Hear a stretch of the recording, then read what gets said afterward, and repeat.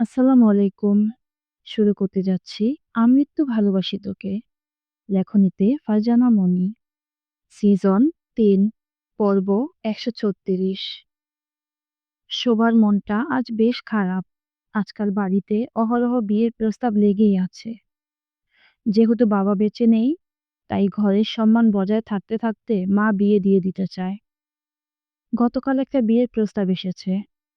ছেলেরা অনেক ধনী না হলেও মধ্যবিত্তের চেয়েও উঁচু শ্রেণীর। ছেলের বাবার নিজস্ব বিজনেস আছে। ছেলে নিজেও বাবার বিজনেস সামলায়। বাবা-মার একমাত্র সন্তান। তারা নাকি শোভাকে বিয়ের পর লেখাপড়া করাতে চায়। শোভার লেখাপড়া নিয়ে তাদের কোনো সমস্যা নেই। এসব শুনে ওর মা ভাই-বোনেরা পাত্রকে বেশ পছন্দ করেছে। তাছাড়া ছেলেও নাকি দেখতে শুনতে ভালো। গতকাল ছেলের মা-বাবা এসে মেয়ে দেখে গেছে। তারা চায় দুই পরিবারের কথায় কাজে মিললে খুব শিগগিরই পারিবারিকভাবে বিয়ের আয়োজন করবে। তারপর শোভার লেখাপড়া শেষ হলে না হয় অনুষ্ঠান হবে। ছেলে নাকি ছবি দেখেই সুরাকে পছন্দ করেছে, তাই আলাদা করে এসে আর মেয়ে দেখতে চায় না। সব ঠিকঠাক হলে একেবারে বিয়ের দিন আসবে। এতে হয়তো ছেলেকে মেয়েরও দেখা হবে না। কিন্তু শোভার এতে কোনো মাথা ব্যথা নেই। বিয়ের জন্য সে কোনো পাত্রকে দেখতেও চায় না। তার মন তো পড়ে আছে অন্য জায়গায়। তার মিস্টার রং নাম্বার গত ১ সপ্তাহ ধরে ব্যস্ততার কারণে তাকে তেমন একটা কল দিচ্ছে না। শোভা নিজের ইচ্ছায় টেক্সট অথবা কল দিলেও লোকটা কেমন জানি অ্যাভয়েড করে। এখন আর আগের মতো ঘন্টায় ঘন্টায় কল দিয়ে কথা বলে না। তাহলে কি সবাই ঠিকই বলে রং নাম্বারগুলো কখনো রাইট নাম্বার হয় না? মানুষটা কি তার সাথে টাইম পাস করেছে এতদিন? এখন আর ভালো লাগছে না বলে কল দিয়ে কথা বলে না? কথাগুলো ভাবনায় আসতেই মেয়েটার প্রচুর কান্না পাচ্ছে। ওর মন খারাপ দেখে চিদা সহ বাকি বন্ধুরা বারবার জিজ্ঞেস করেছে কি হয়েছে। যদিও মেয়েটা শুরুতে কিছুই বলতে চায়নি, তবে বাধ্য হয়ে এখন সবাইকে সবটা বলতেই হলো। নাজমুল খানিকটা রেগে গিয়ে বলল, এসব বেয়াদব ছেলেগুলোর জন্যই ছেলে জাতির এত বদনাম। বেয়াদবটার নাম কি বল, কোথায় থাকে? কষ্টের মাঝেও এখন সবার চোখে রাগ দেখা গেলে সে রাগী চোখে তাকিয়ে বলল, একদম ওনাকে বেয়াদব বলবি না। নিশ্চয়ই কোনো সমস্যা আছে তাই এমনটা করছে। ব্যস্ততা শেষ হলে আমাকে ঠিক আগের মতোই আবার সময় দিবে। এত কিছু পরেও শোবার মুখে এই কথা শুনে আশিক বলল, হায় রে মাইয়া মানুষ, এত পীড়িত কই রাখস তোরা? ওই ছেলে আর ফিরবো না। এতদিন হাতে অনেক সময় ছিল, তাই তোর পিছনে সময় ব্যয় করেছে। খোঁজ নিয়ে দেখ নতুন কাউকে পেয়েছে তাই তোকে ভুলে গেছে। ওর কথা শুনে মেয়েটা কেঁদে দিল।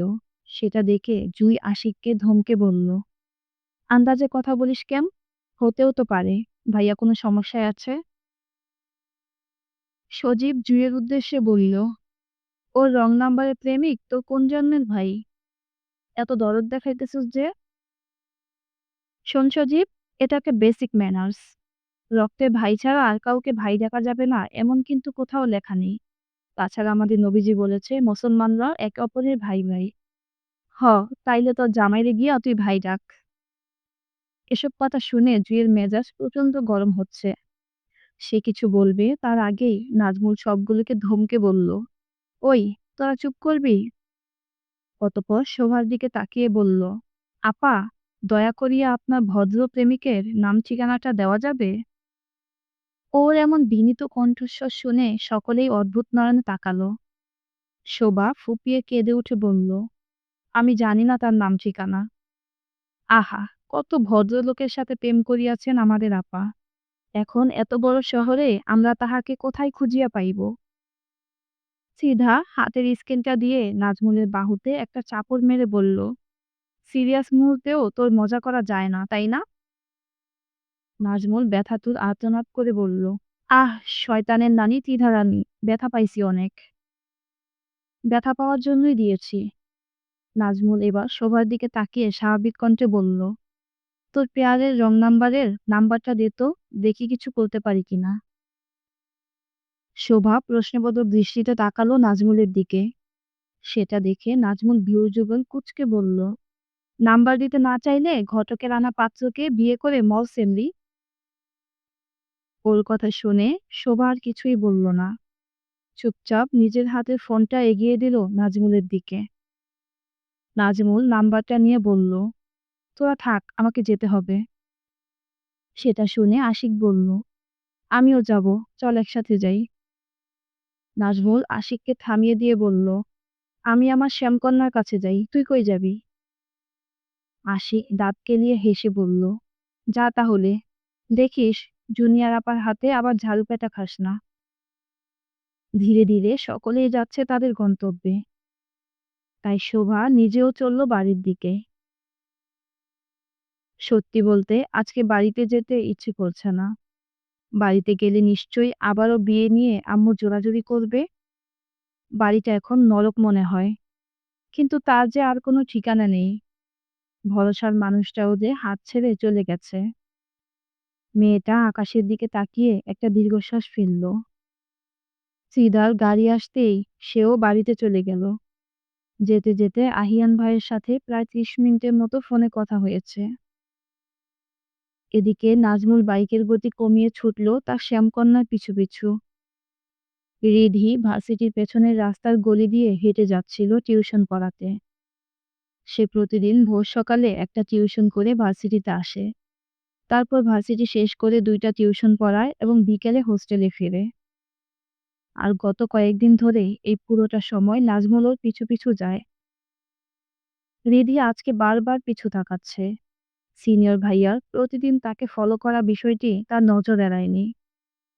ভার্সিটির সিনিয়র ভাই বলে সে এতদিন ধরে বিষয়টাকে ইগনোর করে যেত। কিন্তু উনি তো থামছেই না। প্রত্যেকদিন সকাল থেকে সন্ধ্যা পর্যন্ত রিদিকে ফলো করে। বিষয়টি তার মোটেও ভালো লাগলো না। তাই আচমকাই থেমে গেল। সেটা দেখে নাজমুল নিজেও তার বাইক থামিয়ে দিল। রিধি কয়েক কদম পিছু হেঁটে এসে মার্জিত কণ্ঠে বলল, ভাইয়া, আপনি কি আমাকে ফলো করছেন? নাজমুল সরাসরি জবাব দিল, যদি বলি হ্যাঁ, তাহলে কি হবে? আর যদি বলি না, তাহলে কি হবে? রিধি ওর এমন প্রশ্ন শুনে কিঞ্চিৎ ভ্রু বাঁকালো। অতঃপর স্পষ্ট কণ্ঠে বলল, যদি বলেন না, তাহলে বলবো আপনাকে অসংখ্য ধন্যবাদ। আর যদি বলেন হ্যাঁ, তাহলে অবশ্যই কারণ জানতে চাইব। নাজমুল মুচকি হাসল মেয়েটার সাহস দেখে। অতঃপর ঠোঁটের কোণে মৃদু হাসি ঝুলিয়ে বলল, কারণ একটাই, আমি আমার কফিটা ফেরত চাই।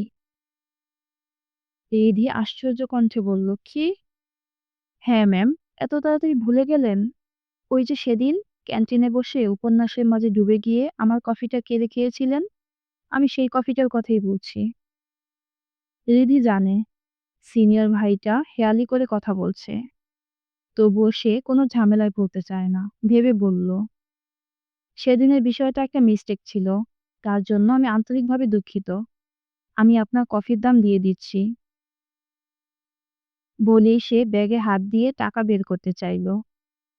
ঠিক তখনই শোনা গেল পুরুষালী গম্ভীর কণ্ঠস্বর, টাকার গরম দেখিও না মেয়ে, ১ কাপ কফির ২০ টাকার জন্য আমি প্রতিদিন ৫০০ টাকা তেল খরচ করে তোমার পিছনে ঘুরে বেড়াই না।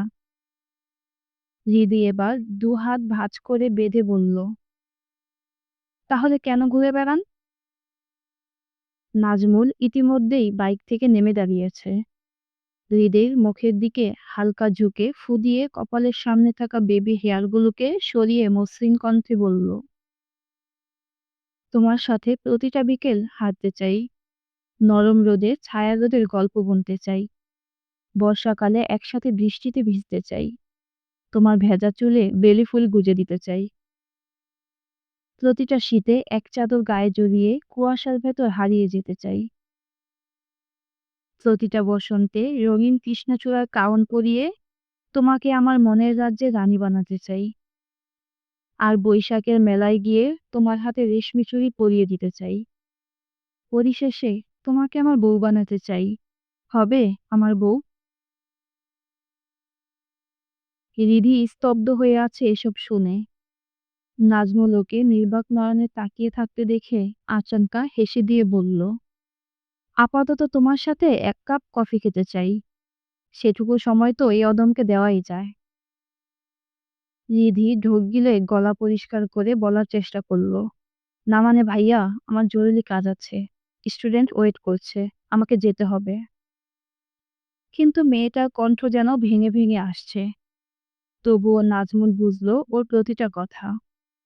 সে মুচকি হেসে বলল, নো প্রবলেম, তুমি টিউশনগুলো পড়িয়ে আসো, আমি ওয়েট করছি। সরি ভাইয়া, আমার ফিরতে সন্ধ্যা হবে, তাছাড়া লেট করলে হোস্টেলে ঢুকতে দেবে না। আমার সময় হবে না, আপনি দয়া করে আমার আর পিছু না নিলেই আমি খুশি হব। বলেই রিধি যাওয়ার পথে পা বাড়ালো। নাজমুল আচমকা পেছন থেকে ডেকে উঠল, শোনো মেয়ে শ্যামবতী, তোমার না হওয়া প্রেমিক কিন্তু হেরে যাওয়ার পাত্র না। কথাটা কানে আসলেও মেয়েটার পিছু ঘুরে তাকালো না, তাড়াতাড়ি হেঁটে গেল তার গন্তব্যে। নাজমুল পিছনে দাঁড়িয়ে তা দেখে মুচকি হাসল।